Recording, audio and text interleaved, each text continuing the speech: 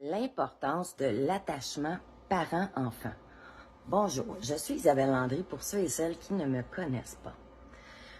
Moi, quand je parle de l'importance de préserver le lien parent-enfant, lorsque c'est possible, et ce l'est souvent, ce n'est pas seulement comme intervenante que je le dis.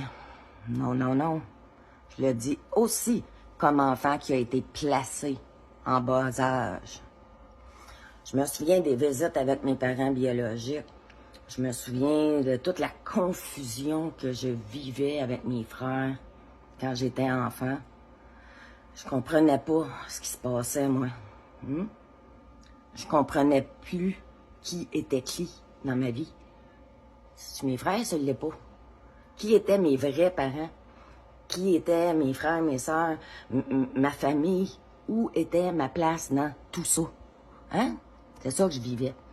À chaque visite, je repartais avec encore plus de questions que de réponses. Je me sentais mêlée, déchirée entre deux mondes. Puis ça, c'est encore dans même à l'âge adulte. Je pense qu'on ne réalise toujours pas à quel point ça peut être difficile pour un enfant. Un enfant n'a pas les mots pour expliquer ce qu'il ressent. Il n'a pas, encore moins, la maturité pour comprendre les décisions prises par les adultes.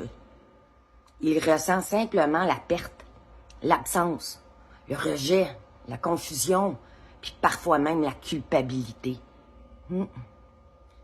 Puis bien sûr, certains enfants sont très résilients, d'autres le sont moins.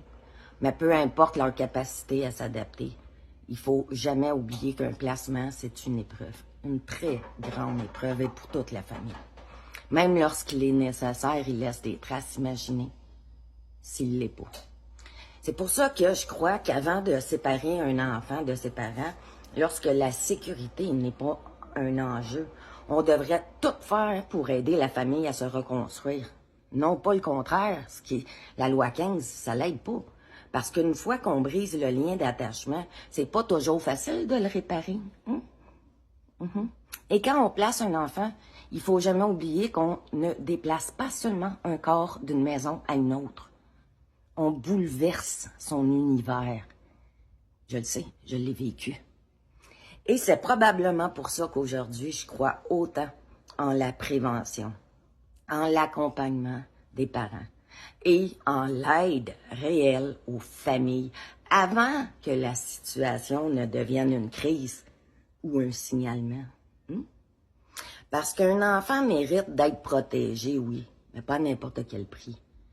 Mais il mérite aussi, lorsque c'est possible, de grandir auprès de sa famille biologique. Les enfants du Québec sont pas tous en situation de compromission, c'est pas vrai. Vous avez vu le dernier bilan, encore une augmentation des signalements, ben beau qu'ils répondent plus vite à chacun d'entre eux. Il reste que il y a une dérive totale, là. Je veux dire, n'importe qui signale pour n'importe quoi. Les TS retirent pour n'importe quelle raison. Ici, je vais recommencer bientôt à faire mes directs, là. Puis je vais en inviter des parents. C'est épouvantable, là, toutes les histoires encore que j'ai entendues durant la dernière année. Ça s'ajoute, ça s'ajoute, ça s'ajoute.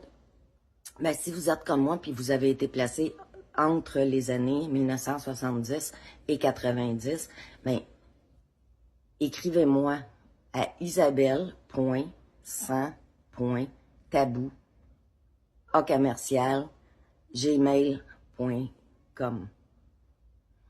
Pourquoi? Pour me dire si vous avez été négligé ou que vous avez vécu des abus le temps de votre placement en famille d'accueil durant ces années-là.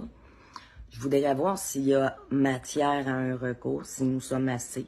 Sinon, ben, je vais y aller pour moi. Mais bon, avant d'entreprendre les démarches, j'aimerais savoir s'il y a une possibilité de... Alors, je vous offre de me rejoindre si vous le voulez. Sur ce, je vous souhaite une excellente journée. Puis un lien, c'est pas un jouet. Bonne journée.